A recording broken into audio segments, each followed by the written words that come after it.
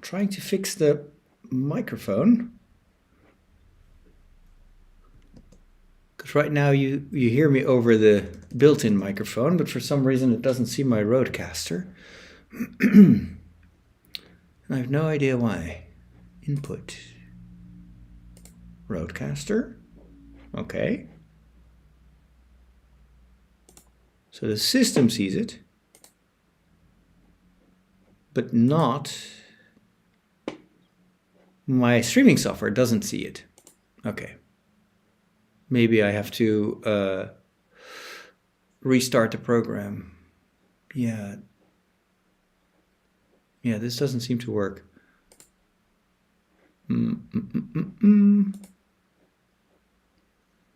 Speakers. Nope. Oh.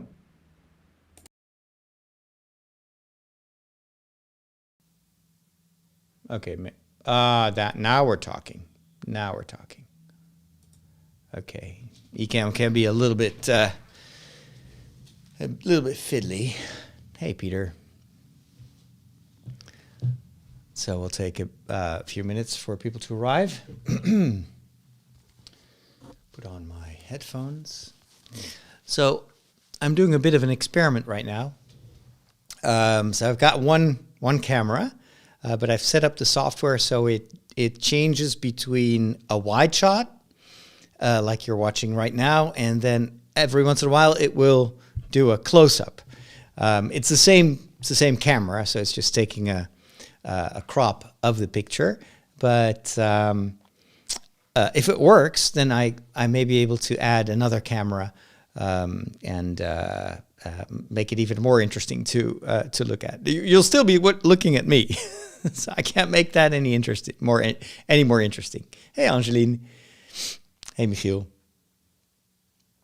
So I'm glad the proper microphone is working. I may have to up this a little bit, turn it around slightly. After all, I'm going to record a podcast, so the audio should be good. I'm a little bit hoarse. It's because I've been singing all day long.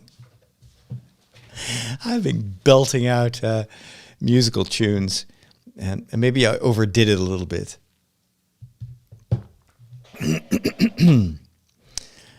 All right.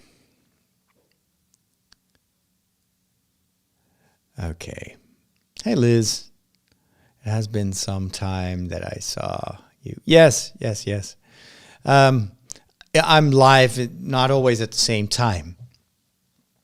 Still trying to find the best routine. Normally, the plan is to be live every working day at 5 Amsterdam time. So I have 5 Central European time.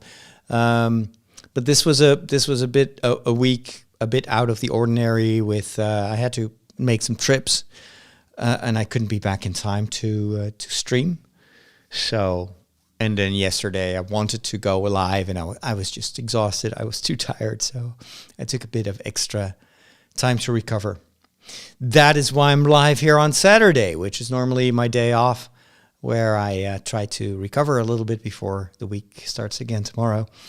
But I have my duties. I have my podcast to record. So that's what we're going to do. Some of you have asked me to change the end music of the podcast back to the original jingle, which was a big band jingle. I've been looking for hours. I can't find the jingle anymore.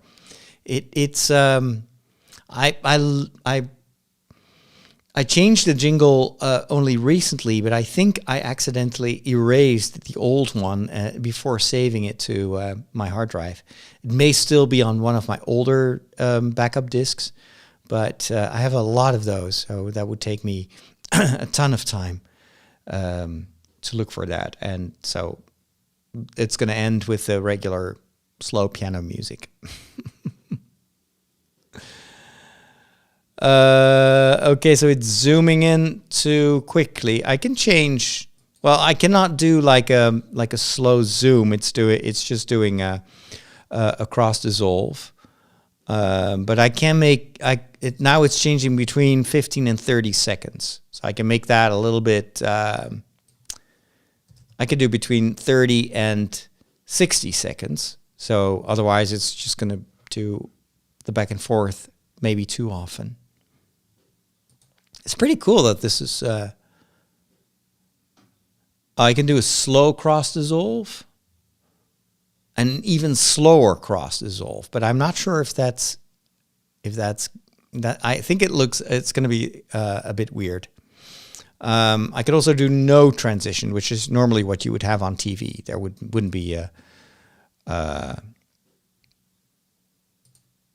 I can pause it like this, and then I can just play it again. Okay, so now it should be changing back and forth between close-up and widescreen every half a minute to a minute. It's going to do it randomly just to make it a bit more natural. But it would be nice to have maybe a different, like a camera that does a really wide angle, super wide angle. That would be cool. But I have to hook up another camera to the Mac, and the thing is, with this particular Mac, I'm using a MacBook Air.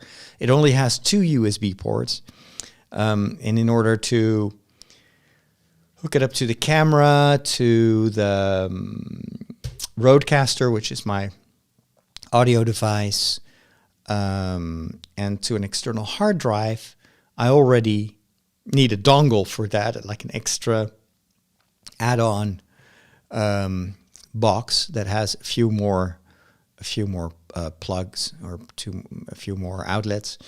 So I don't think, unless I get rid of the external hard drive, that's an option, of course. Then I could maybe add a second camera. Maybe I'll try that next time. But I need to have at least one USB port dedicated to the audio device. Otherwise, you won't hear this microphone.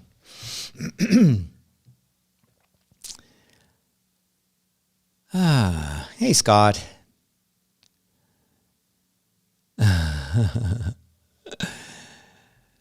Sketch 77. I would need to look that up. It's probably in the comments. We probably interacted in the past. But I'm notoriously bad with screen names and aliases. So I hope you don't hold it against me.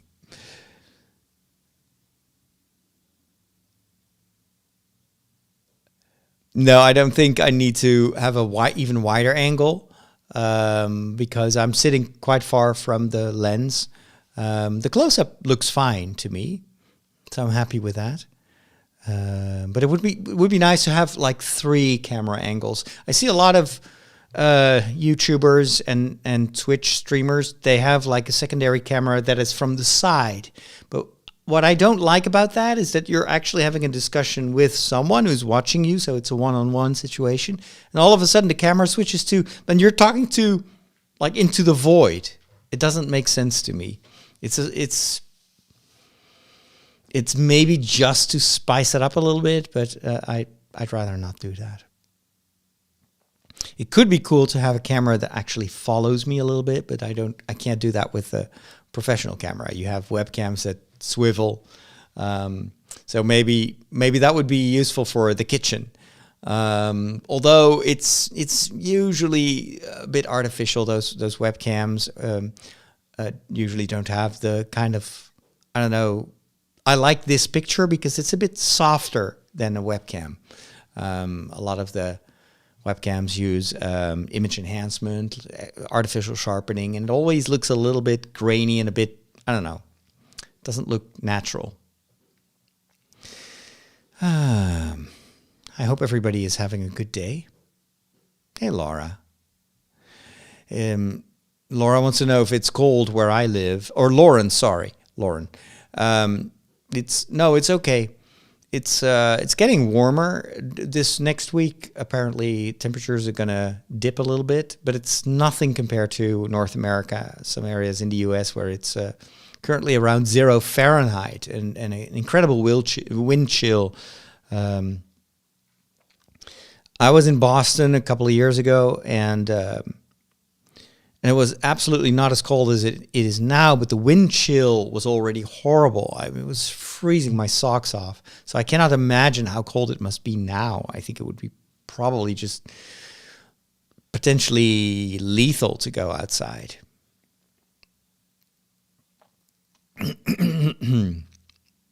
Hey, Robert. Good to see you.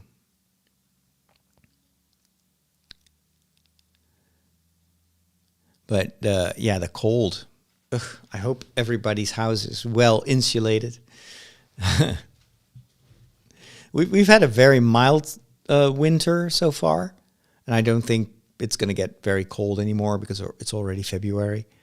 And yet, this year I've been complaining more about the cold than ever before. It's probably because we're all trying to save gas, and I think in total my country has saved about 25% of its normal gas usage, and it's mostly people like me who are just turning down the heating and trying to be much more conscious about when we heat the house and when not. Yep, an ambulance passing by.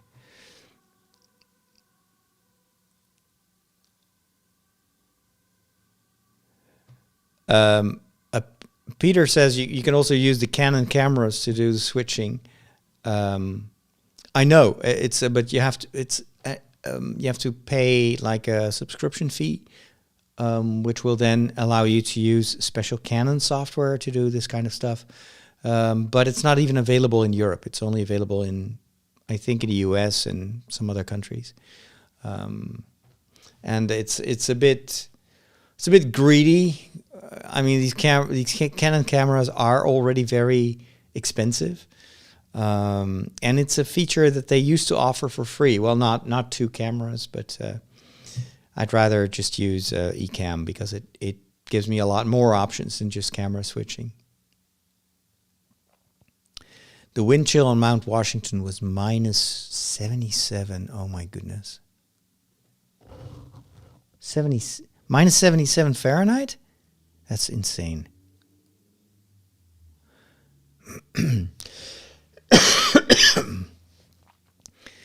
Hey, Mike. Good to see you. We did meet in person. That was in Boston, wasn't it? Yeah. That must be about 10 years ago now. Time flies. Canon software is free. Yeah, the regular Canon software to use the camera as a webcam is free, but it only supports one camera. And I think they downgraded the software now that they've introduced a subscription model. I think they downgraded the resolution to 720p. And it used to be HD. Oh well, it is what it is.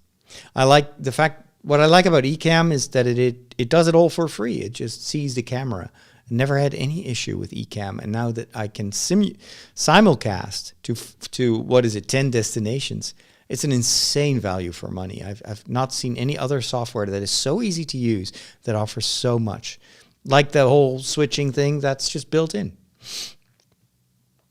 Oh, minus 77 Celsius. Oh, my goodness. I didn't think that was possible on this planet. Are you going to do more videos on Chainsaw Man? Yeah, I hope so. I've been doing an analysis, but that's a podcast for my patrons, of the first half of the season. So I still need to do a discussion of the second half of the season. And then I have a ton of smaller ideas, small details, explanations, interpretations. I just haven't found a good rhythm yet to produce these videos. It's as you know, it's a lot of work to create TikToks, at least in the way that I do them, which is maybe overproduced. And so, and what I also want to do is to, make the videos so that I can also cross-post them on YouTube. Because the future for TikTok is a bit uncertain. There is a lot going on there, and lots of voices in North America that are trying to get TikTok banned. So I don't know how viable it is to just focus on TikTok. My problem is, and I really don't understand that at all, is that YouTube Shorts are only 1 minute long. That's the maximum duration, which is rubbish. You can barely say anything in 1 minute. Whereas for TikTok, it should be super simple to just give us 2-3 minutes. Like on TikTok, I could do as long as I want. I think like up to 10 minutes. I find like 1 minute videos extremely restrictive if you want to do educational videos like I do. So it boggles the mind why YouTube is not allowing us to do longer form vertical videos.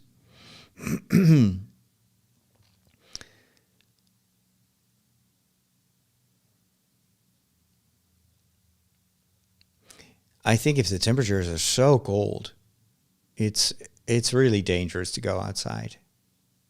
Yeah, I once took my bike to church on a Sunday where it was freezing, it was below zero. And I actually had beginning symptoms of frostbite on my toes, even though I was wearing shoes and thick socks. And yet half an hour outside, and that was on a very windy day. So I think the wind chill probably played a role in that. But for a couple of days, I had like really painful toes. And then they started to itch, and then they started to lose skin. It was like really weird. I never had that before. I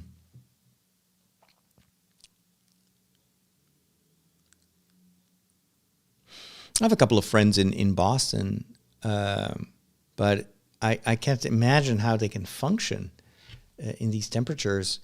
A lot of the houses in the suburbs are made of wood. Like the walls, they're not stone walls, they're just wooden walls. And of course they have insulation, but to just keep those buildings warm in the winter, I don't know how that must cost a fortune. Of course, the US is a much more of a car-based economy right now, or society, I should say. So I guess that people don't walk outside that much. Here in the Netherlands, it would be a disaster because everybody's always either on foot or traveling by bike. And if the temperatures drop to minus 10 degrees Celsius, you can barely bike anymore.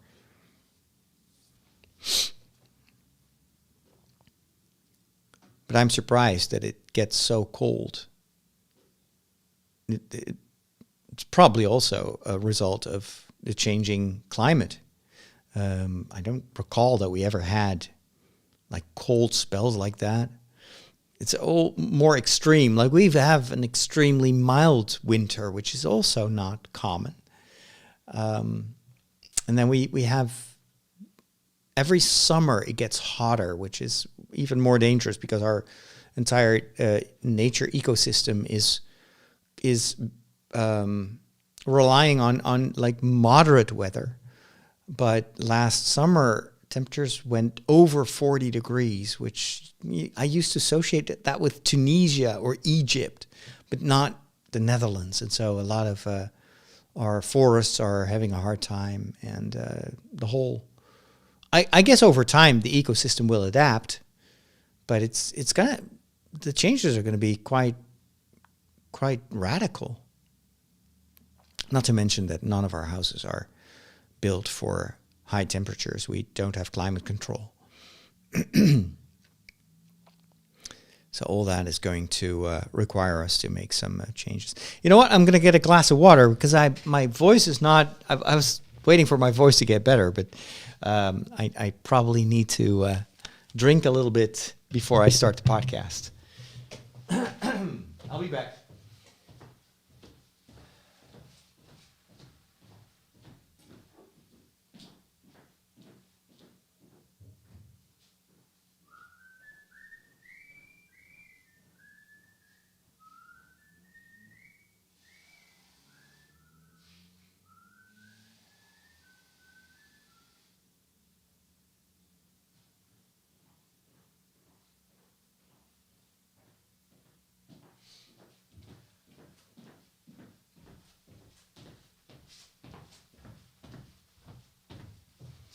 All right. Normally I would get a cup of tea at this time of the day, but I don't have time for that.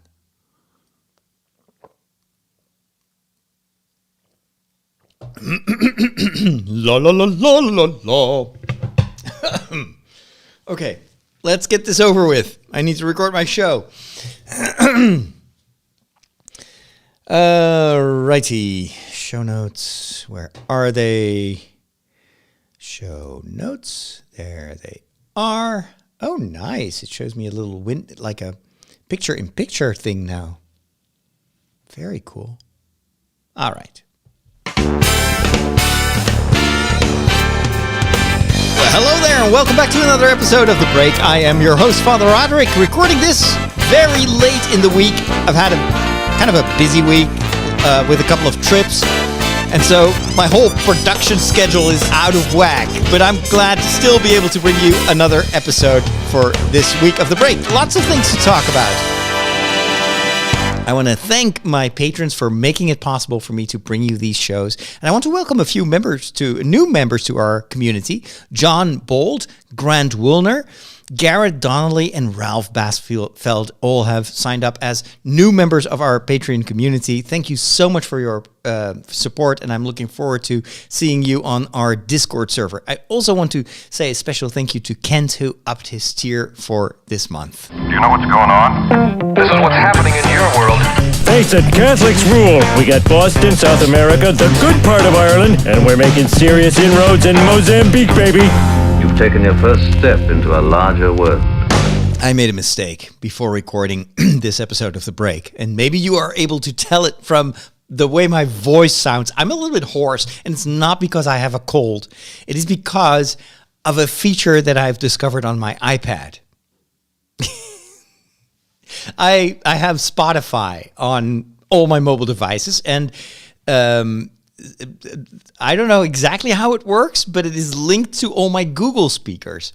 And so when I play music, I can play it over speakers. I've got speakers in every room, and here on the ground floor, I have even like 2 or 3 speakers because this is a pretty big living room. And so normally I play songs over the speakers, but then I was sitting behind my iPad, and I discovered that there's actually a lyrics function on Spotify. Now, most of you probably think, duh, it's been there forever, but I didn't actually realize that it was there. And so I was playing. I have a playlist with all my starred songs. It's usually one big bin where I put, whenever I hear a new song that I like, I star it, and then it gets in that playlist. And it's usually like 90% of it is sing-along stuff. It's just songs from when I was in high school up until today. And but a lot of these songs I sing along, but I don't actually know the lyrics. And so I was looking at the lyrics, and I was like, wow, I can sing along with these. It's like karaoke. And I think I went overboard a little bit too much. So I was belting out like musical songs, and oh my gosh, The Power of Love by Huey Lewis and the News from Back to the Future. I never read the lyrics. So I was like, oh, that's what they're singing. I also had that as a child when we always went on vacation to France. And because my father loved the French culture and the food and everything. So from my early childhood, we would be hearing French music in the summertime. And so I've always kind of had this nostalgia about French songs, and especially the kind of music that you would hear in the 70s and the 80s. And then, as you may know, I've also done my studies in the French part of Belgium. So for about 5 years during the first part of my seminary years I was imbibed with French culture. And so but when I was a child, of course, I didn't speak French. I only learned that in secondary school, and then when I was doing my studies in Louvain. And so but I did sing along with a lot of the songs we had on records, but without knowing what it meant. We were just like mimicking the sounds that we heard, and sometimes very many years later, like decades later, I would think like, I'm singing along with this song, but I understand what I'm singing right now. That's so crazy. And so I was still singing along without actively comprehending what the song was about. And then all of a sudden I was like, well, wait a minute. No, I actually know what this song is about. And then it sinks in what the song truly means. And sometimes that's a great discovery. And sometimes you're like, oh, wow, maybe I should not sing this aloud.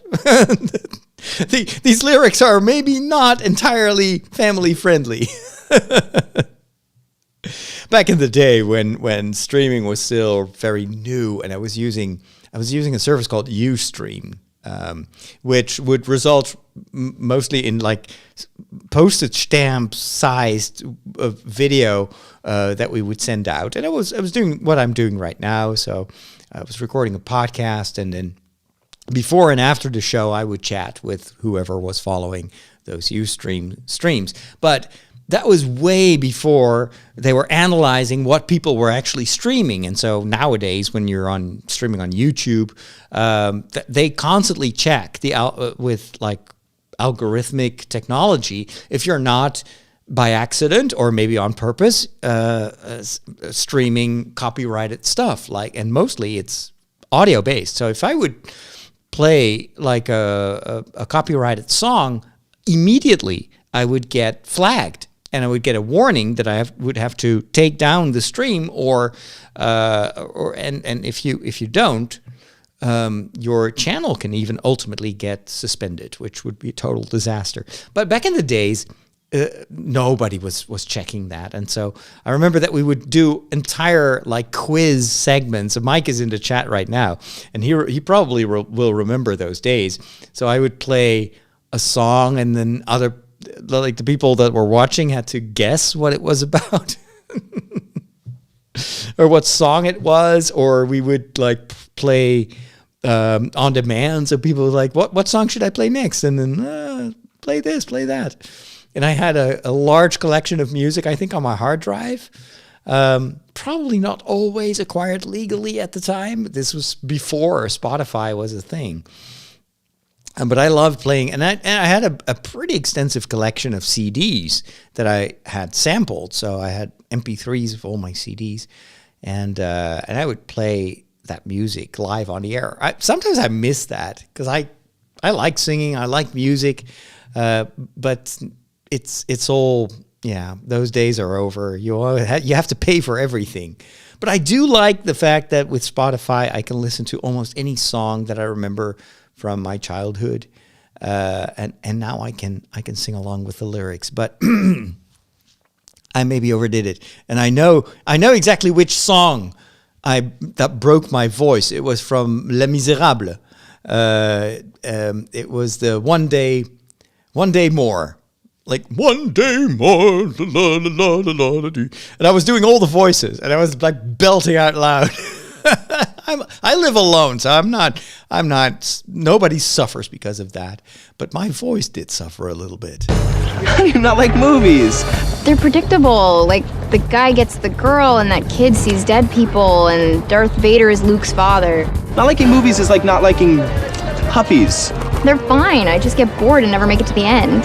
You know, you need a movie education. You need a movication. I'm gonna give it to you. That was another glorious week for television, and I'm tracking what I watch nowadays because I'm following so many different series, and sometimes I just forget what I'm watching. And so I try to be a bit more consistent in watching an entire season, also because when I'm streaming live, and I try to do that every day at 5 p.m. my time, so that's 11 Eastern, 8 Pacific, in case you ever want to catch me live. Oftentimes we talk about television, and people ask me which series I'm watching and where I am in this or that series. So I've been using TV Time for a while to track what I watched. But recently I discovered another service that is very similar, and it's called Trakt, Trakt. It's also free, but the there are a few differences that made me switch over to Tracked, which is a little bit of a shame because I spent so much time putting all the movies that I ever watched into the TV Time database. Whereas in Tracked, I'm only tracking the series that I'm currently watching. So there's no... I didn't want to go back. It's like with Goodreads and Storygraph. Like I've posted most of my reviews and my entire not my bibliography, but all the books that I have are entered into Goodreads. But then recently I started using Storygraph because it's different from Goodreads, has some perks. But at the same time, I was like, oh man, I have to re-enter all that. And then thankfully you can output your Goodreads database and then import it into Storygraph. So that solved that problem. But since I'm a bit on the fence, I like the fact that on Goodreads you have so many other people that are posting their reviews. And so I often get my suggestions from friends that follow me or that I follow on Goodreads. I don't have that in Storygraph. But with TV Time and Tracked, you cannot do that. There may be very complicated ways to migrate over from TV Time to Tracked. But the reason that I switched is there are two reasons. First of all, they allow me to indicate where I'm watching. Because Tracked also gives you a calendar that says, hey, this week on this particular channel, there's a new episode of so-and-so, which is very useful to kind of keep track of new episodes, and I can watch it right away. But the thing is, and maybe TV Time has a similar function, but it's usually very US based. So if you're not in the US, so for instance, we'll say, hey, there is this and this show on Hulu. And I'm thinking, well, we don't have Hulu here. And then what may be on Netflix in one country may be on Amazon Prime in another country or on Disney somewhere else. So not every a publishing deal covers the entire world. A lot of these platforms are moving to global licenses, but it's not the case. And so it would be very confusing sometimes that you would get suggestions, hey, watch this or watch that. And then I'm looking for it on Netflix and I can't find it. And it turns out it's only on Netflix in the UK. With Tracked, I can say, hey, I'm in the Netherlands. And then it gives you a huge list of everything that's available in the Netherlands, all the channels and both streaming channels, but also television channels. And I can just click on it and say, hey, I can watch this. I have access to this. And then it will only show me a calendar for those particular channels. It's very nifty. Another thing that I like about Tracked is its integration with the journaling software that I use. I've talked about this in the past, so I switched from day one to Diarium, which is available for almost any platform, and it doesn't work with subscriptions. Instead, you have to pay for per operating system. So I paid, and it's like a couple of bucks, but there's no recurring cost, which I like. And so I have it on iOS, on the Mac. I have it on Android, and not yet on the PC. So there's a Windows version as well. But it allows you to synchronize between all those different versions of Diarium. And it can also monitor, for instance, your Instagram and suck in the photos that you post there. And it has a link with Diarium, and I have not seen that in any other journaling software, where it will, if you enter your credentials, it will add per day what you've watched that day. And I actually really like that, to have a bit of a, maybe you can also do that with Goodreads, and I need to look into that. But I would like to have like automatically logged in my diary when I watched a certain series. So that is another advantage of Tracked. So what have I been watching? I'm continuing Star Wars Rebels. I'm watching The Bad Batch, of course, but that's only once a week, and it's only 25 minutes. of Star Wars. I need a little bit more Star Wars than that in my life, and so I used the extra time to catch up with Star Wars Rebels. I'm now in season 3, episode 12, The Ghosts of Geonosis. So it's funny to see them going back to a planet that we all know from the prequels, and they encounter. I can't spoil that, of course, but anyway, there are some visual reminders of the prequels, which was kind of nice. Not the strongest of stories, but you can tell that the series is getting a little bit more profound. There's a more overarching stuff happening, and apparently it gets really good towards the end of season 3. And I think there's only one more season, which will then lead into Ahsoka, which I'm certainly looking forward to. They have been filming that earlier last year. I'm actually not sure when that one is going to air. But I do know that if it connects with Star Wars Rebels, and I think it mostly the character of Ezra is going to play a central role, and then some of the characters from the main characters of Rebels will also have a recurring role, a guest role, nobody knows, in Ahsoka. So that's going to be cool. That's Star Wars. I started another series based on a recommendation of someone that I follow on TikTok, and she said, watch Hunters.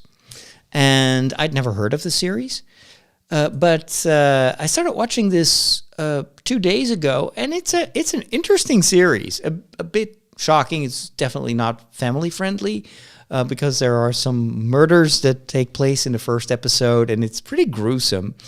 But the premise is quite cool. I'm reading this from the Wikipedia entry. It's an American conspiracy drama series that premiered in 2020 on Amazon Prime. And there's also a second and last season that just recently premiered in January. And I think all the episodes are already online. Now, what's the premise of this series? It draws from a number of, or the characters in the series draw from a number of real Nazi hunters through the decades, but they're not supposed to represent like specific real life characters. It follows a diverse band of Nazi hunters living in 1977 New York City. And I have to say they really nailed the vibe of the 70s. I lived in the 70s, and it was like, oh, yep. That's the kind of music. That's the kind of clothes that we were wearing. And it's pretty well done.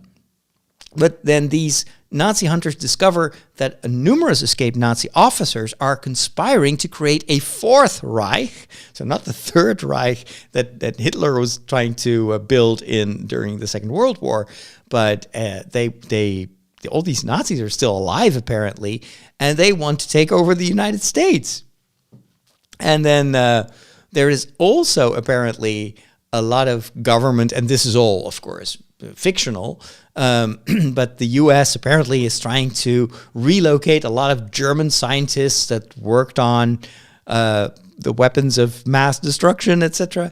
But they want to relocate them to the United States to use their talents. Now, of course, this is not entirely fictional, because we know that, was it von Braun, who worked on the V2 bombs during the Nazi times, was actually recruited by NASA to help them, build the rockets ultimately to go to the moon. And For All Mankind in the first season refers to that. So it's an intriguing series. I was a bit shocked by the beginning, but I was like, yeah, I want to see how this ends. Another series that I first saw on TikTok was Shrinking. And I'm so glad I caught that early, because it premiered on Apple TV Plus, and I'm a huge fan of what Apple does. They don't have a big catalog, but a lot of what they have is quality-wise, it's top-notch. And I've been enjoying Ted Lasso for 2 seasons now. I can't wait for the 3rd season. But I've never seen a show like Ted Lasso that hits me so hard. It makes me laugh, but it also makes me cry, and it's so relatable. And I discovered that the makers or the writers or showrunners of Ted Lasso have now also premiered a new series called Shrinking. And an extra reason for me to watch it is that it stars Harrison Ford. And apparently they filmed this in April last year. So when I saw Harrison Ford at the Star Wars convention in Anaheim, it's probably because he was filming there. Well, not at the convention, not in Anaheim, but close by. And so it stars Harrison Ford, who plays Dr. Paul Rhodes. He's not the main character, actually, but he plays a senior therapist who works at the Cognitive Behavioral Therapy Center. The thing is, he also suffers from the early onset of Parkinson's disease, and, well, he has to deal with that. Even though he's a therapist, it's often said that a doctor cannot cure himself. And so it's an interesting character. But the main character is Jimmy Laird, who is played by Jason Segel, a therapist experiencing grief following the death of his wife. This is all revealed in the first episode, so I don't feel like I'm spoiling anything. But he has a daughter who's trying to raise now, and he is not coping with his grief, even though he's a therapist. But he is unable to heal himself in this respect. And it reflects on the way he treats his patients. And so he gets so worked up over time because he's also dealing with a lot of his personal issues that he starts to get upset when his patients are just like not doing the right thing. And then he goes off script and does a lot of things that would be totally not appropriate for a therapist to do. And Harrison Ford is there to correct him, or Harrison Ford's character. Like, that's not how psychology works. And that's not how a therapist should work. But they play off one another, I think, in a fantastic way. There's just this chemistry in the entire cast that is so incredibly exceptional, and it has a heart.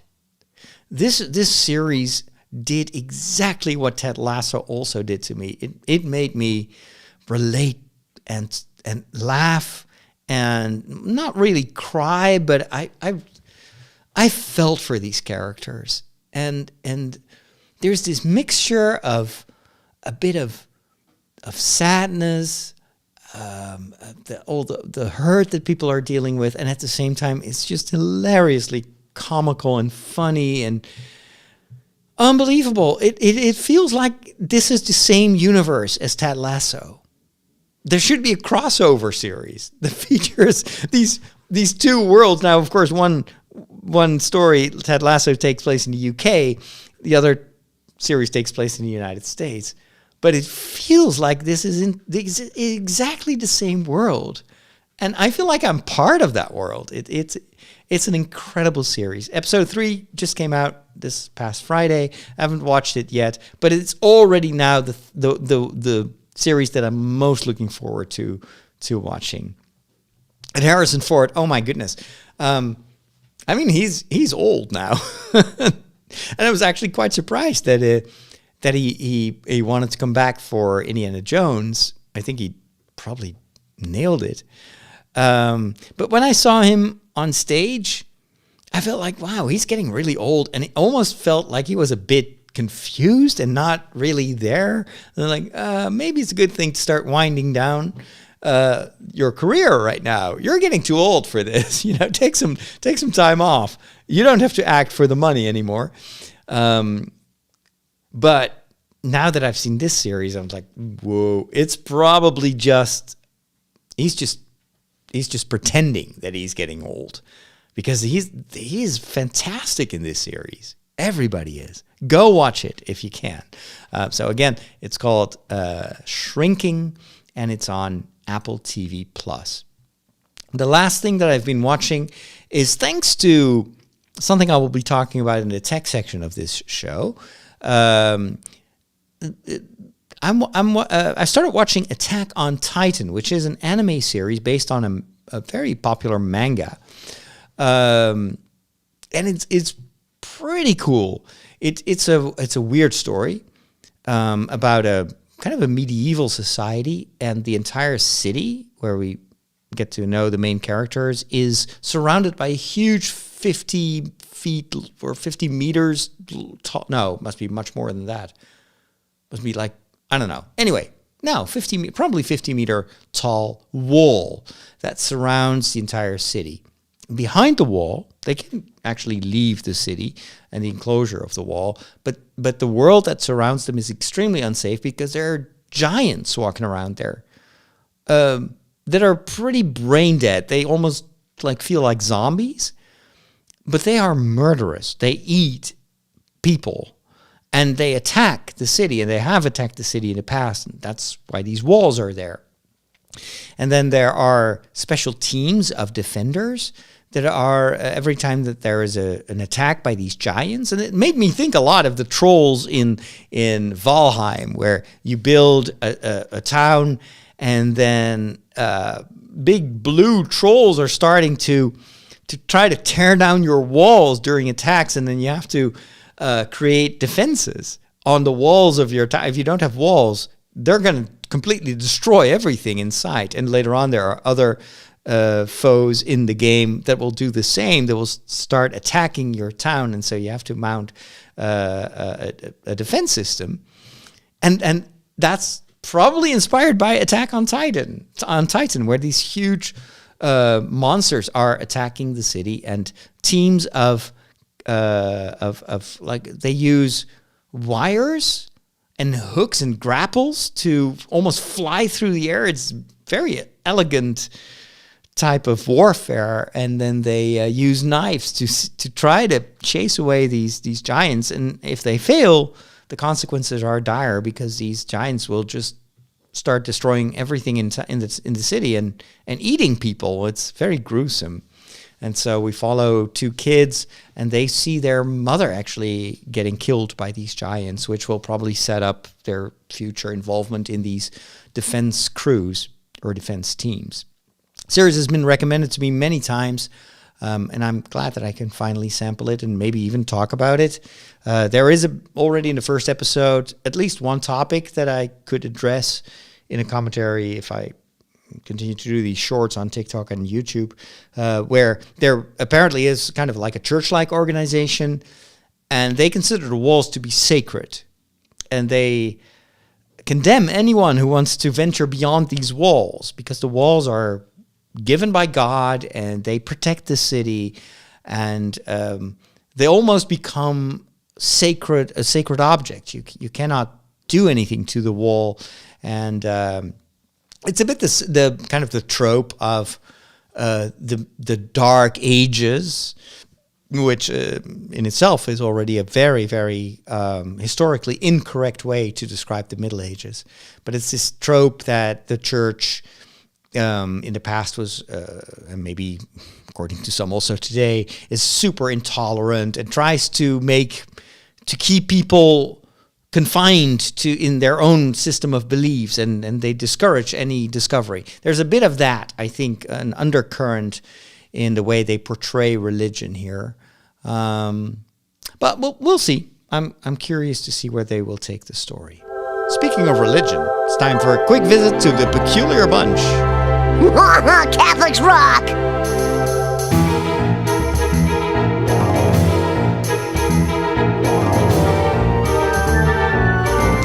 This is the place where you can ask anything you always wanted to know about Catholics, but you're afraid to ask. Catholics can be a peculiar bunch. No meat on Friday. Oh, meat?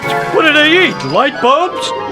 And let me address briefly this trope, this commonly shared belief that Christians are anti-science. Man, you guys got more crazy rules than Blockbuster Video. You must have heard this many times. In the perception of people, when you are a person of faith and you believe in God and you try to read the Bible, then you are probably also against the theory of evolution. You're anti-science. You're narrow-minded. You follow ancient medieval rules that are robbing people from their freedom to make their own decisions, etc., etc., etc. You see a lot of those preconceived notions about faith among atheists or self-declared atheists or agnostics, where they sometimes are more religiously fanatic than most Christians are in kind of spreading those ideas that well, if you believe, then you are not rational. You're not a person of science. And you know what? They may actually react to, because there's always, why do people say that?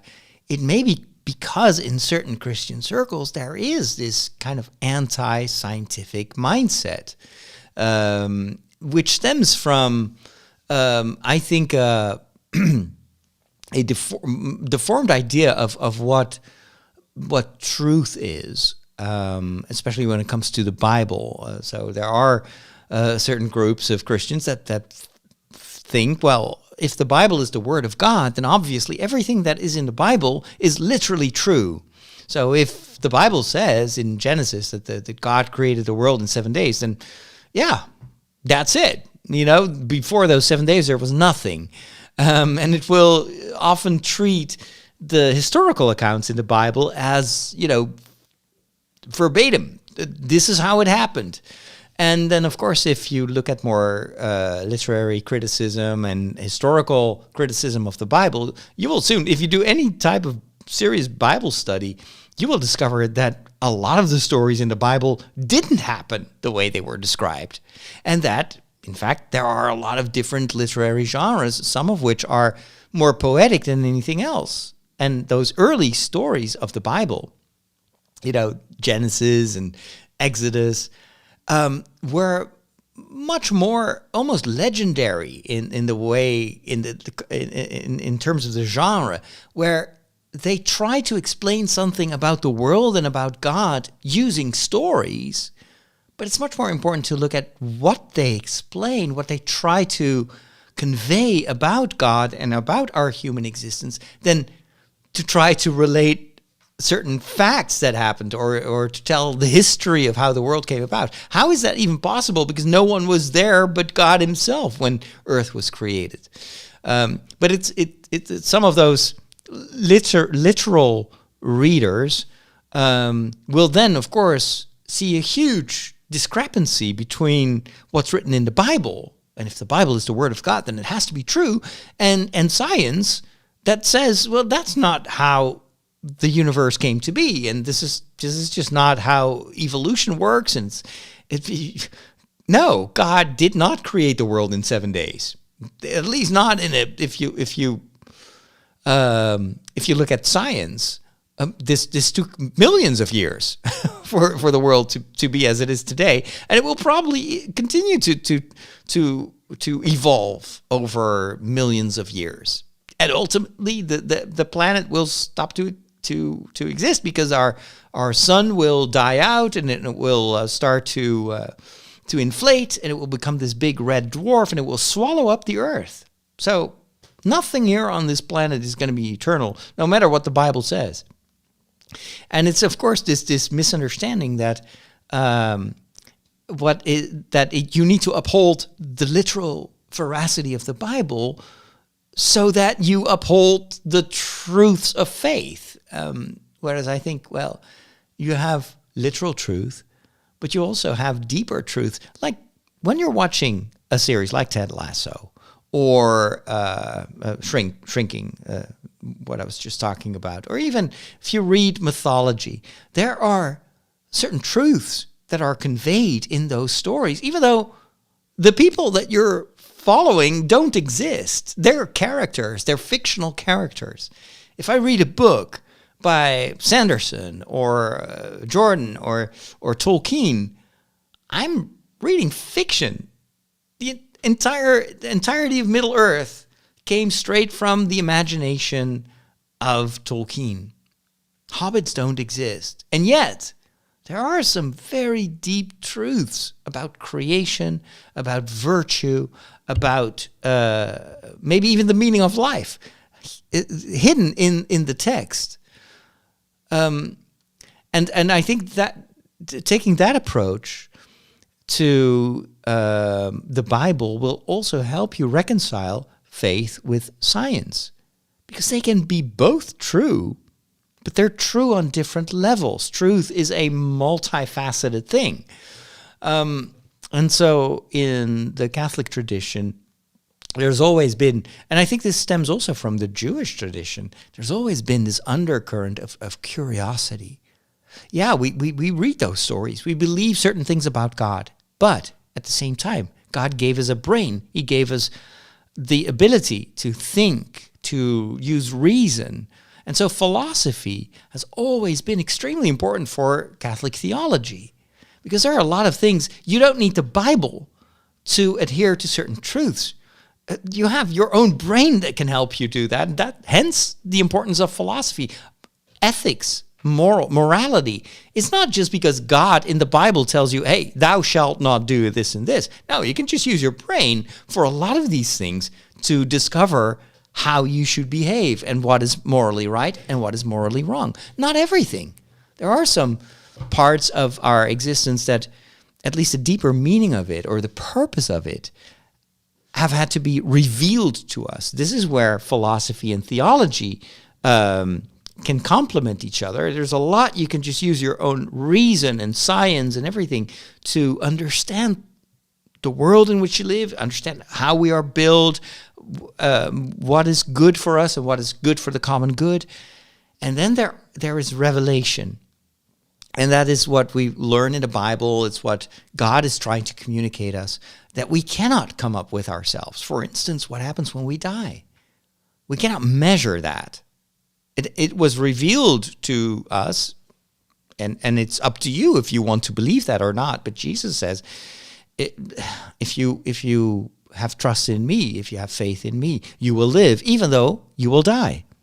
So Jesus even confirms the reality of death and that's how the world works. But he also talks about a meta-reality, something that is beyond what we can measure and grasp and even understand, like God itself. As a concept, God, it's not something that we can explain or prove with physics or math, but it also is not contradictory, because it's different things, different aspects of the truth that we're talking about.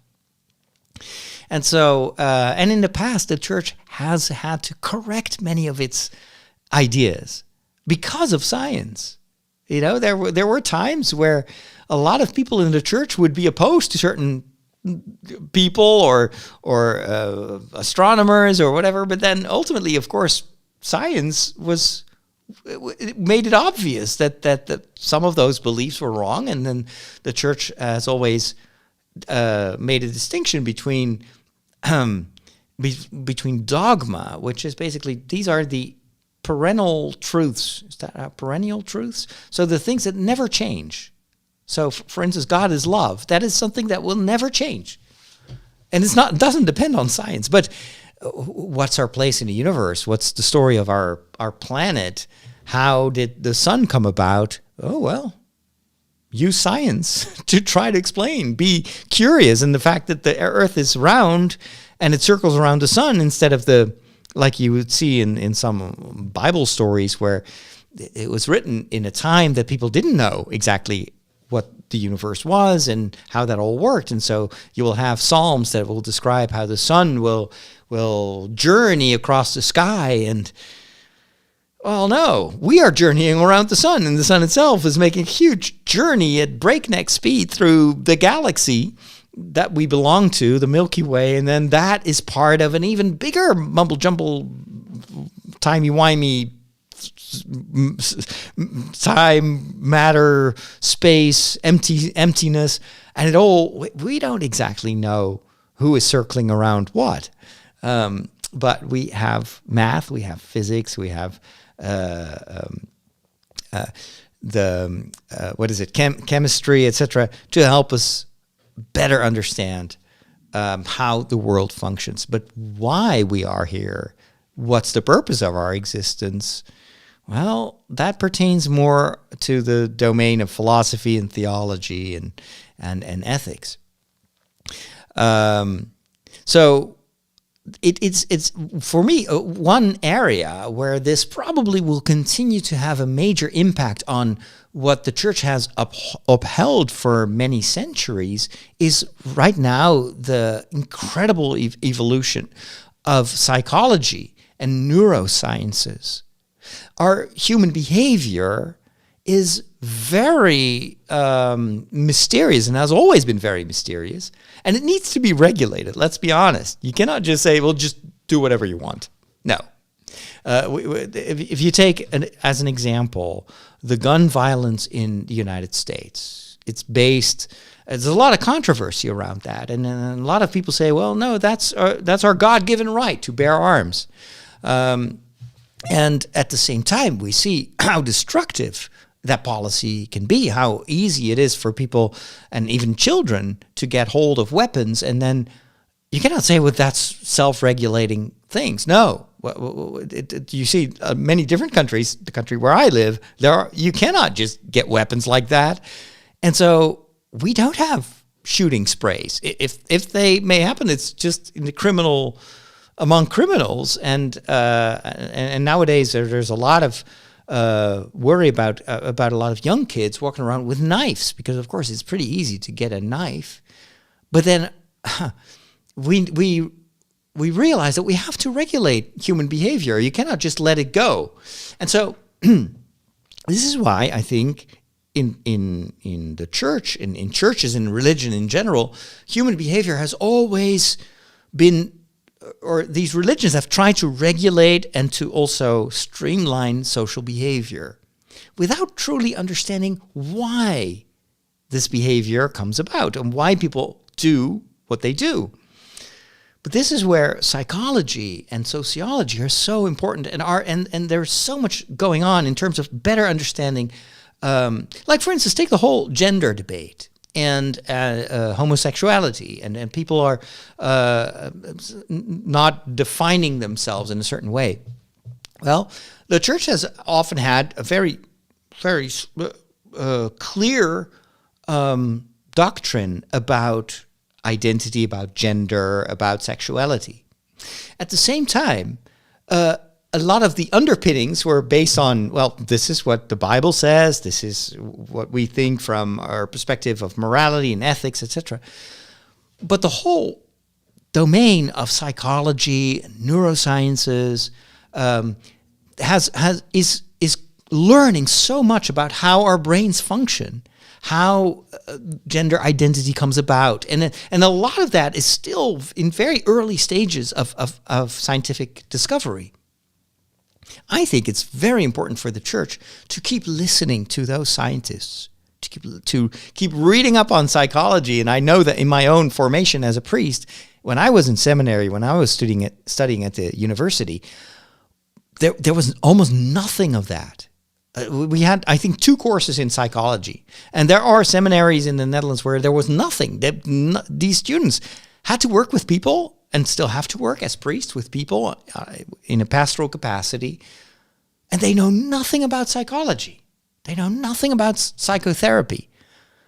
They may even walk around themselves with a lot of trauma that is untreated because it was kind of regarded as, well, that's a soft sector. That's, if you have the Bible, you don't need to know anything about psychology, which of course is false.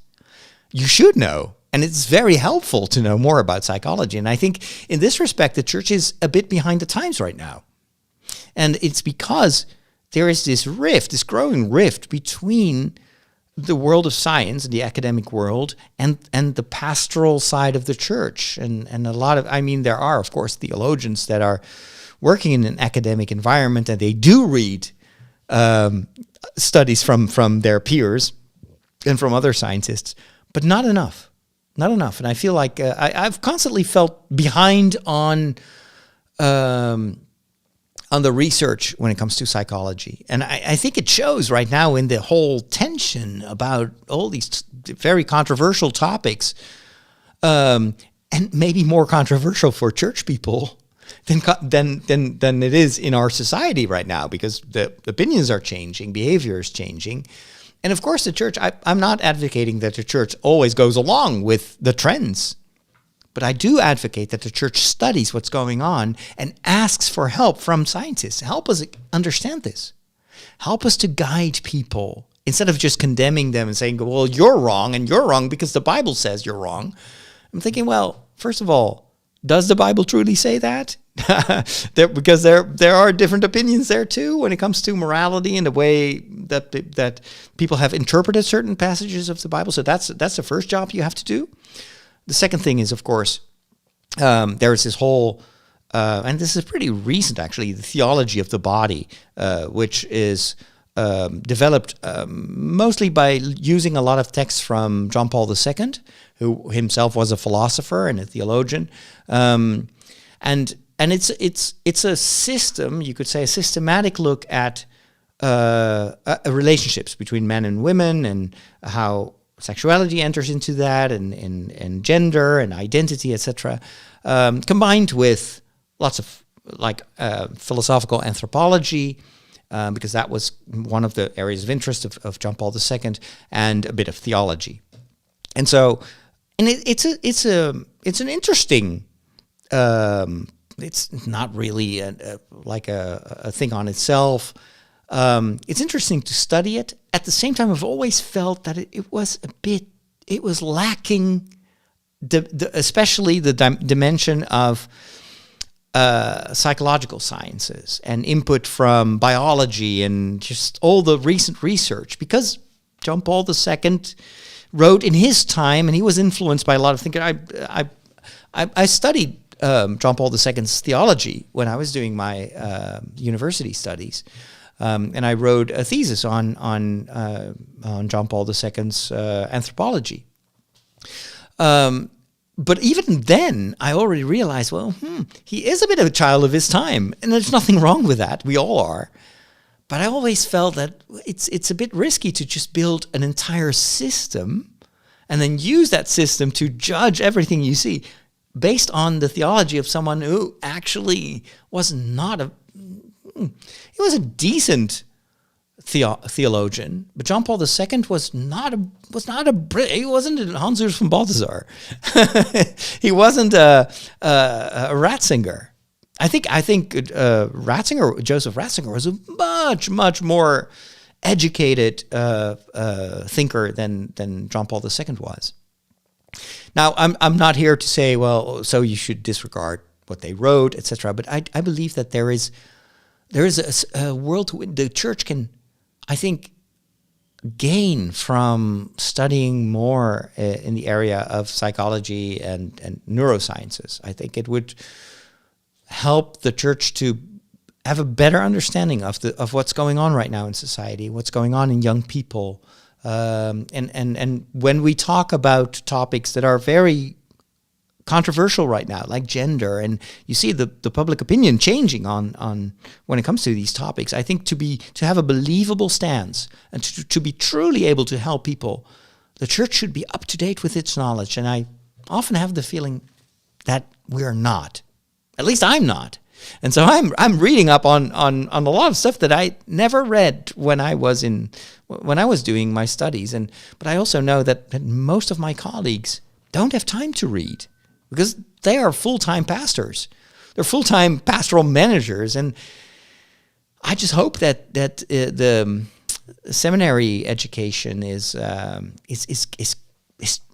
adapting to the continuing advances in certain scientific areas, because I feel like as priests we need to be a bit jack of all trades. We need to know a bit of everything, and we cannot just say, well, you know what, I'm not a scientist. I'm a pastor, not a scientist. You know, no, we pretend to be able to guide people in all the areas of their lives. So we should also know what we're talking about. And that's not just the Bible. science, theology, philosophy, ethics, dogma. It all goes together. It all should come together. So we've got our we've got our work cut out. Speaking of reading, When did you become an expert in thermonuclear astrophysics? Last night. The packet. The extraction theory papers. Am I the only one who did the reading? oh my gosh, I just can't stop reading. I love reading. It's every year it gets worse. It's a disease. I never thought I would be such an avid reader in this time of my life. I've been always reading as a child, and then for years, maybe more than a decade, I barely read anything but the stuff that I was supposed to read for my studies. And then I just told myself that I didn't have time to read. And so for years, I've been trying to get back into reading short stuff, just to get back into the habit of reading a couple of books per week. And now I feel like I'm so much into reading that I'm going to attack a few bigger books. We had this discussion on the Discord server with the patrons a while ago, where we exchanged our book tips, and I said, I'm just trying to read 3 books a week now. And then John Domick said, you know what, I don't count. I read because I love it. So I read huge books, like some of the Sanderson novels, and we're talking like 600, 700, 800 pages. And when I'm done, you know? And I felt a little bit challenged by that, and I realized, well, you know what? Actually, that does prevent me from reading big books, because I feel like I am, you know, on this race. I need to read 3 books, otherwise I'm going to be behind, and I will never be able to read 150 books this year. But I may be missing out on some books that are just long. And this is where I finally decided that, yes, I will continue to read regular-sized books, but I'm going to carve out some extra time to read a few big books that have been on my reading list since forever, and now is the time to actually start reading those books. Of course, The Wheel of Time, that's a series I want to read it because I like that world, I like that universe. But it's also a bit of a chore because there's a lot of fluff in the early books, and sometimes it's a bit meandering. It's all nice, but you feel like this book could have been 300-400 pages shorter, and it would be better if it had been abbreviated a little bit. But I'll give it another try and see if I can get through that series this year. And there's this one book that I've been hearing about for years. And my first initial encounter with this book was through a video game. It was called Pillars of the Earth, and I saw it during a Steam sale, and I was reading the reviews, and people said, "Oh, it's so amazing! This is an incredible game. It's based on this famous book called The Pillars of the Earth by Ken Follett, and oh, it's so good." And then I heard that there was a television series also based on the book, but the book I never ever considered putting that on my list or started reading it because I think it's 1,100 pages. It's just super long. The audiobook version is more than 40 hours. And I also was a bit reluctant to start reading it because I feared it would be one of those like Game of Thrones type of books where you are submerged by a deluge of names and years and all sorts of complicated political machinations going on, and life is too short for that stuff. I'll watch the TV series, but it's just not my thing. I'm too old for this kind of reading. And so I kind of unjustly thought that Pillars of the Earth would be a book like that because it was about building cathedrals in the Middle Ages. Name something that is less exciting than that. I mean, I love cathedrals, but a book about the building of cathedrals? Come on. It's just going to be one of those slogs to read, and it's going to be about historical fiction. Never been a thing that I enjoyed. How wrong was I? So I was browsing Mastodon, and I'm following the Bookstodon group, that's one of the cool things that I think makes Mastodon better than Twitter. It's not just people that you follow, but there are the Fediverse is much broader than that, and so I can follow, like, there is a whole Instagram type of portion of the Fediverse, which is like Instagram, but I can follow it straight from Mastodon. I can just get subscribed to people's photos, which is awesome. It's all integrated. Whereas in old-fashioned social media, you had to sign up for all these different platforms, and nobody, well, you never really own your stuff because you yourself are the product. That's how they can offer it for free. With Mastodon, it's all, like, of course, built by individuals, and it's crowdfunded. Nobody owns the Fediverse. And so there is also, and this is like half of my content that I follow in my timelines is from groups or like servers that amalgate a lot of different articles, and then I only have to follow one account, and it gives me all those updates and all those posts, and I follow like hashtags, so books, reading, and I can put all those, everything that has to do with books, I can put that in one column, and if I sit behind my iPad, I open up Mastodon, and I've got like a lot of adjacent columns, and every column will be one about video games, one about astronomy, another one about Star Trek, Star Wars, books.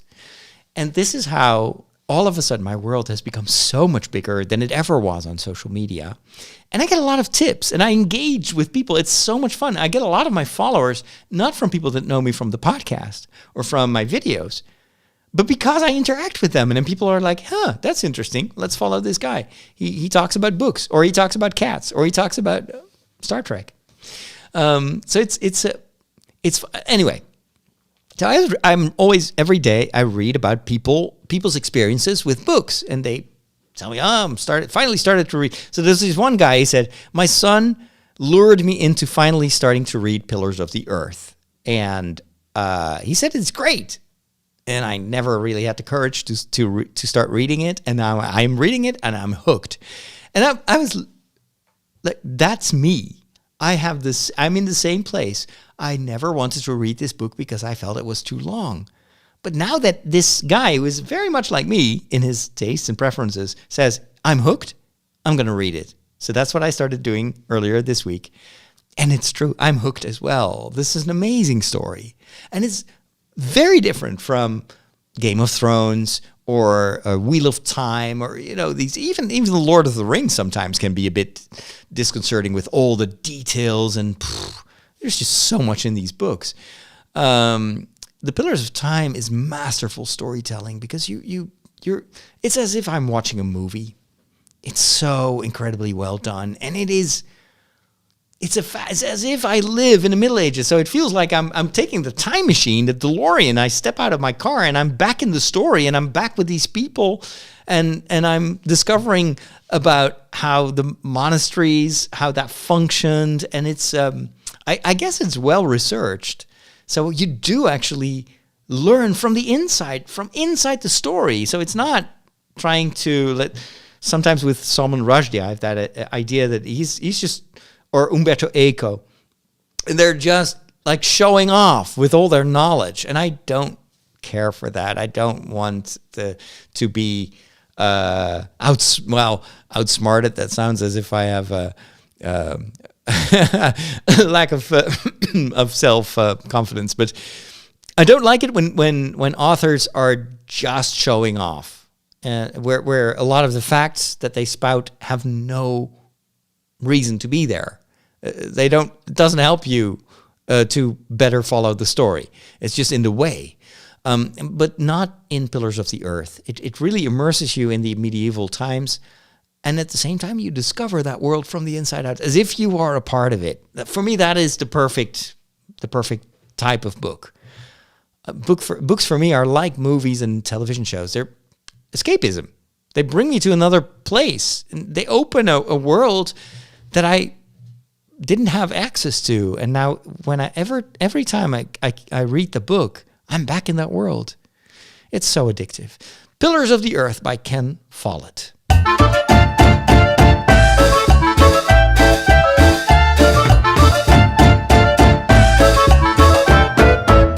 It's almost time for me to start cooking because I'm recording this in the evening on Saturday. And a few days ago, I visited an Asian supermarket, thanks to a tip from Inge. And she said, I'll take you to this big supermarket. I only know these Asian supermarkets from the United States. Back in April, when Rob showed me around, he brought me to a few of those Asian supermarkets, and I saw stuff that I'd never seen before. But of course, I couldn't take anything home because, well, it was the U.S. You have to fly home. You can't take anything. I only have carry-on luggage. So I vowed, if I'm back home, I need to find a place like that. And I see so many recipes that I cannot duplicate because I don't have the stuff. The supermarkets here don't have those ingredients. And I know that in some of the bigger places, you have what they call here tokos. So stores that are more specialized when it comes to Asian stuff, but most of them are pretty small because, well, we're Dutch. We like our potatoes and our carrots and our cabbage. And even though we, of course, have immigrants, and here nearby in Wageningen, you've got a lot of students from Asian countries. But even those tokos are relatively limited. But this was a true supermarket-sized Asian store. And I had a blast. It was so cool. I was like, oh, I know that one from TikTok. Oh, I know that type of noodle brand. Or, wow, they have the Korean soy sauce. I must get that. And so I had a backpack with me that I filled with ingredients. And I've been cooking with what I bought for a couple of days now. And there's this one recipe, or this one, it's a type of noodle. I like noodles because it's so versatile. But when you order Chinese takeaway in the Netherlands, and this is typically for the Dutch Chinese cuisine, there is this dish that for me is like, the ultimate comfort food. For Americans, they often say it's mac and cheese. For me, it's bami. So bami is basically udon noodles, and then it's stir fried with ham, like tiny pieces of ham. What's the word? Spring onions.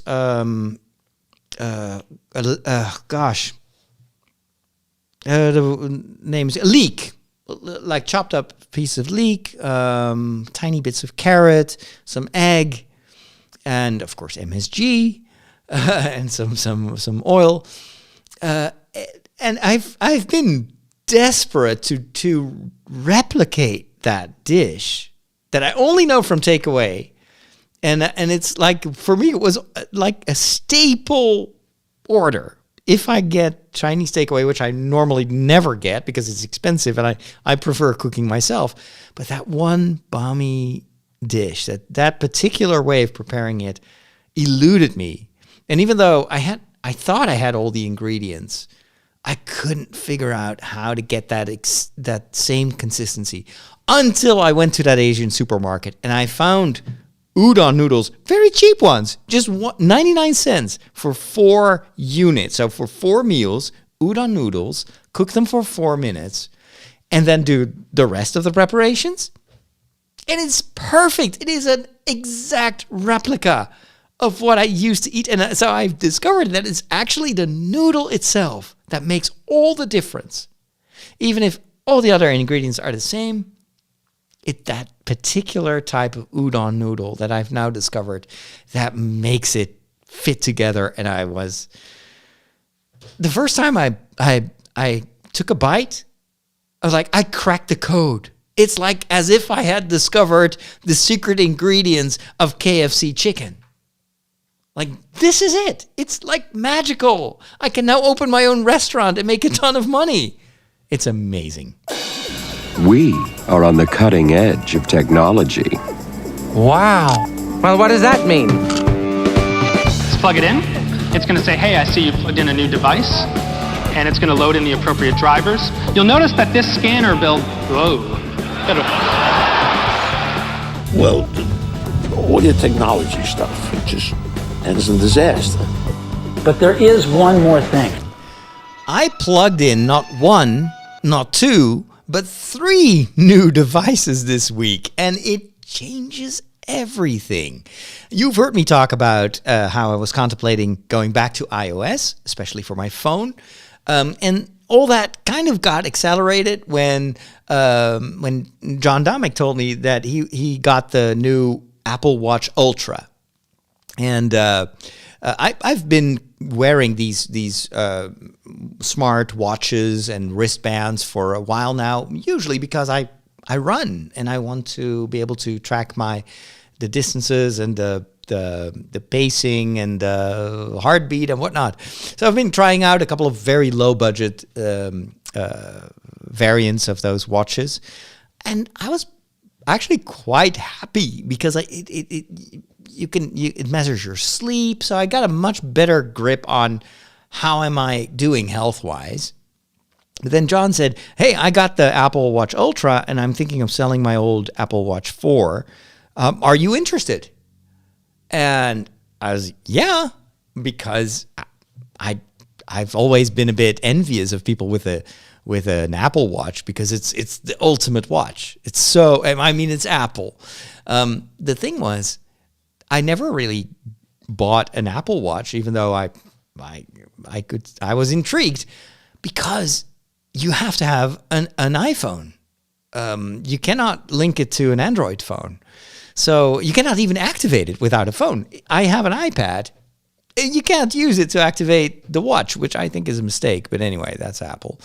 So, and since I didn't have an iPhone, I figured, it's not for me. But then John's offer made me think, well, you know what? Maybe now is the time to go back to iOS. And mostly because I'm working for 90% of my time now in an Apple environment. I've got my laptop that I use for podcasting, for streaming, for video editing. It's all Mac. I have my iPad, which is my other mobile device that I use day and night. I've got, and then the only thing that was not Apple is the Android phone. And I like my phone, but it's kind of old, as you know, and the cameras are not that up to date anymore. At the same time, I was like, I don't know if I want to spend a lot of money right now on the iPhone 14 when later this year Apple is going to switch to USB-C, and I was on the fence.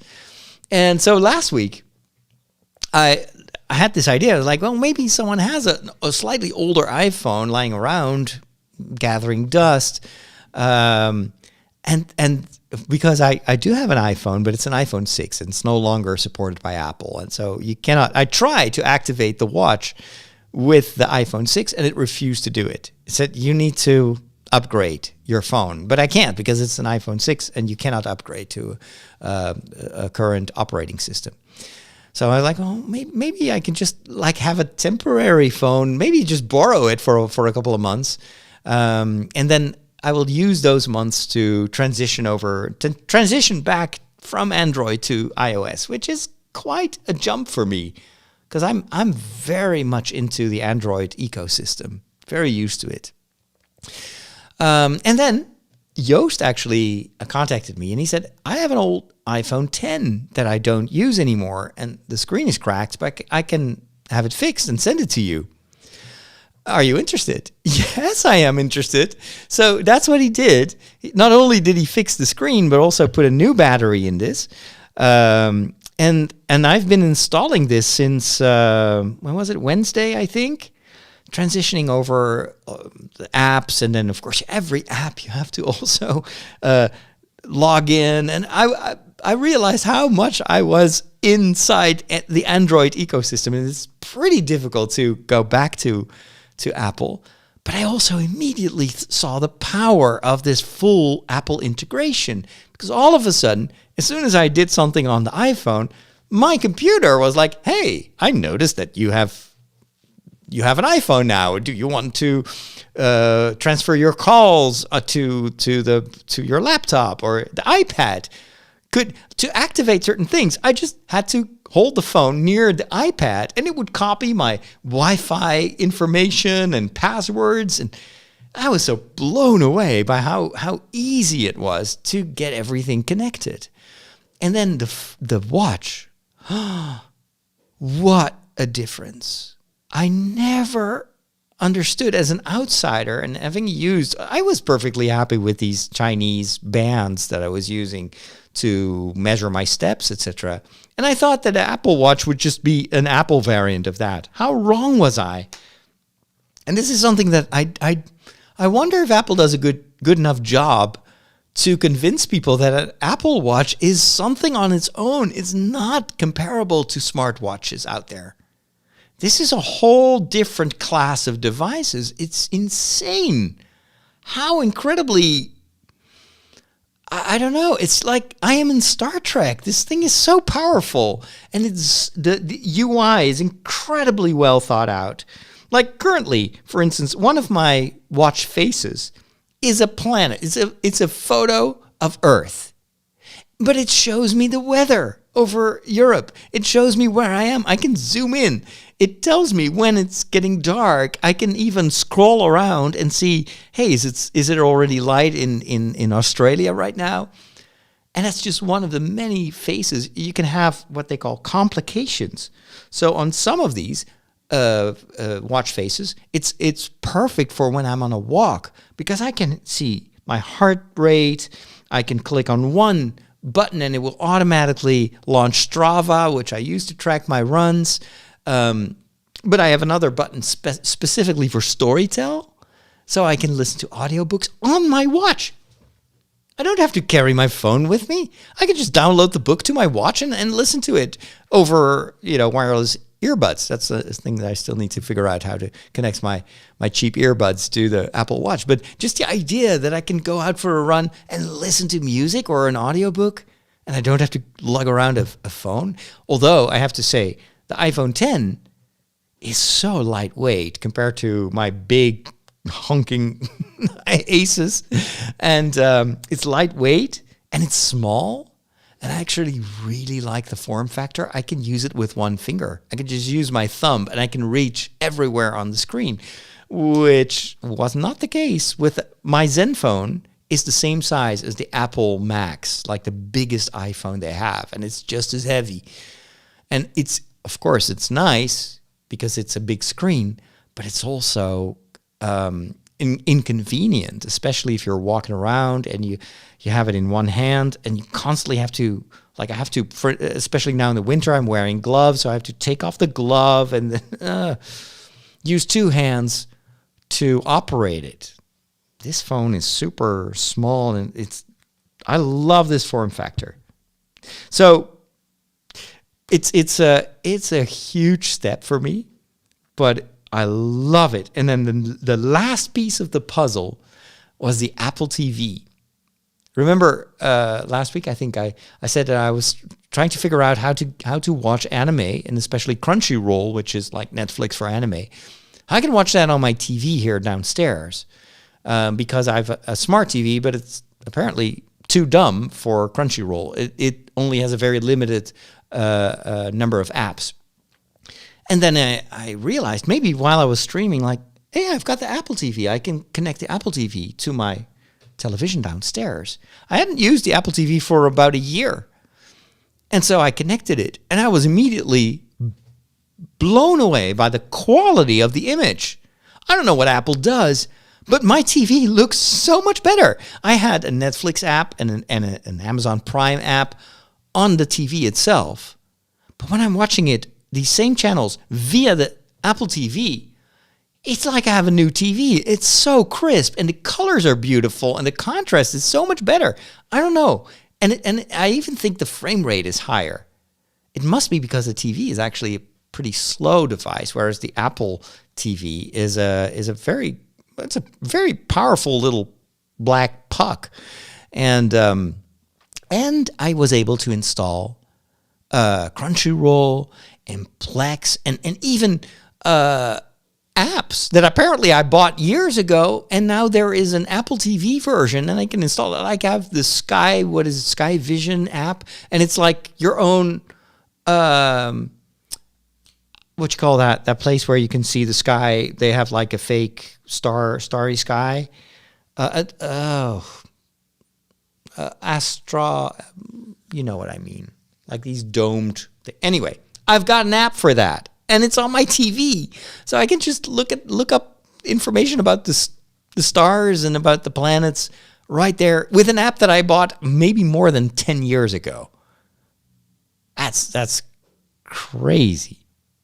So, and it makes all the difference to watch anime like that instead of watching it on a tiny screen of my laptop, to watch it on my big TV. So I immediately started to line up shows that I wanted to watch again. So, and then to install the Apple TV, normally when I have to activate an app or log into my account on the TV, I'm like with my remote and then click, click, click, click, click, R, click, click, click, click, click, click, click, click, click, click, click, click, click, V, click, click, click, click, click, click, click, O, click, click, click. I'm typing in my email address, which is unique. That's the first part of the login procedure. And then you have to type in your password. And I've got these very strong encrypted passwords. That's why I normally have an app for that, but not on my TV. So I'm like looking up the password that is like 25 characters long. And then it's like, okay, capital B, click, click, click, click, click, click, click, click, hashtag, click, click, click, click, click, click, click, 3, click, click, click, click, click, regular G, click, click, click, click, click, capital L, click, click, click, click, click, exclamation point. This is not a real password, by the way. It takes forever. Not with the Apple TV. So I was like ready to type it. I was resenting it. I was like, oh man, now I have like, how many channels do I have to log into? This is going to take me a week. So I started to type in my password, and then my phone starts to make a sound, the iPhone 10, and says, hey, do you want to use the keyboard of the phone? Sure. So I was like, that is a lot easier. I can just type on the keyboard on my phone, and then my Apple TV will use that as a keyboard. But no, wait, there is more. I can just use my password manager on my phone, copy the entire 24-character crazy password, and just send it straight to the Apple TV. So within 15 minutes, all those channels, all those apps, I was logged in, thanks to the iPhone integration with the Apple TV.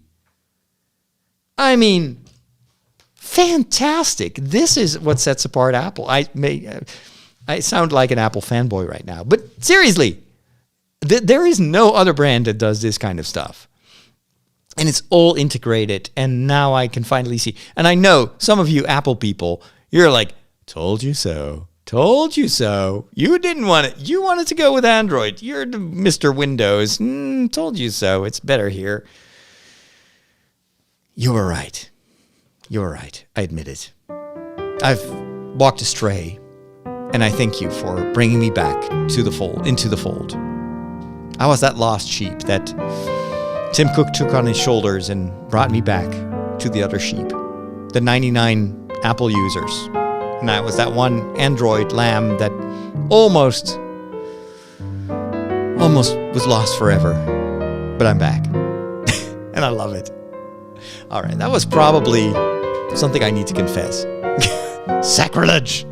All right, time for the inspirational thought of the week. By the way, my apologies for the slow piano music. I tried to find the old big band and jingle, and I can't find it anywhere. I'll continue to look for it. This quote this week is from St. Ignatius of Loyola, the founder of the Jesuits. I like it. Not but I like it. I like it. It's almost as if I have something against Jesuits, which is not the case. Teach us to give and not count the cost. That's wonderful.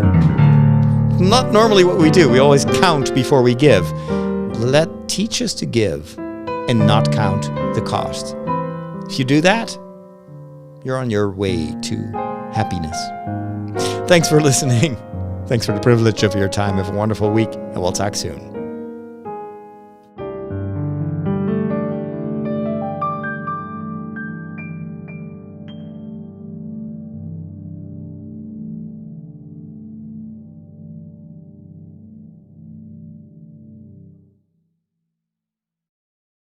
One hour and 18 minutes. Don't tell me you don't get enough bang for your buck with these podcasts. Or in other words, will he finally stop talking? Can't he just prepare these shows instead of just keeping us hostage for so long? Liz knows my comfort food, Bami Goreng. That's how it's called, Bami Goreng. It's amazing. Wasn't the forbidden fruit popularly portrayed to be an apple? It's not.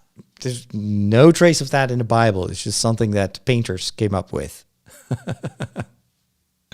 So maybe the tree of wisdom was actually the apple tree, and I don't know. Let's not go down that road. A planetarium. Thank you, Mike. I was thinking of stars and astronomarium, the planetarium. Oh, boy.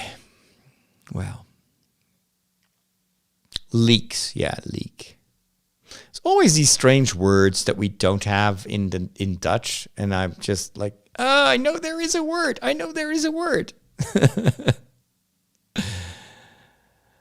Inge says, I need a cat. Or maybe someone else needs a cat.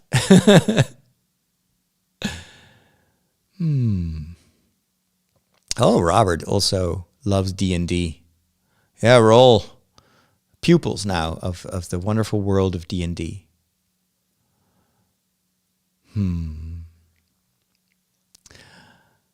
All right. Well, I'm too hungry to read through all your comments right now. And I only have myself to blame because I talked about Bami Goreng and now I'm super hungry.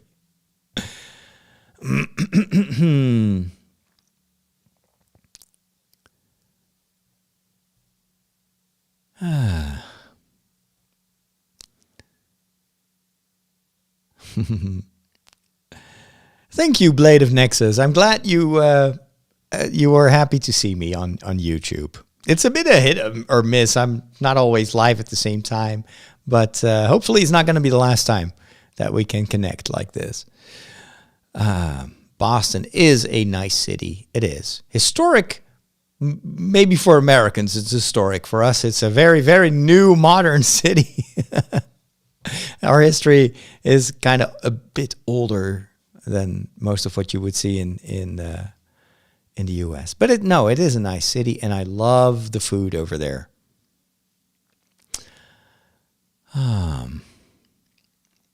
But Boston is cold in the winter. Inge and I have actually I used to have 12 fingers, and 2 froze off during my visit to Boston.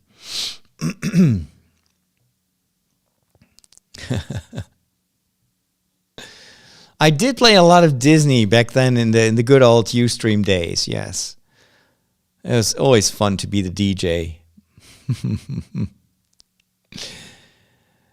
We have a Voyage JPEG. I'm an atheist and an Italian. We have lots of churches here. Yeah, fascinating. I need to do a podcast in Italian. Like that, I can speak my Italian. I can exercise. I can train. How you say that? I have to maintain my Italian. I don't speak it enough. And then lots of talk about the weather.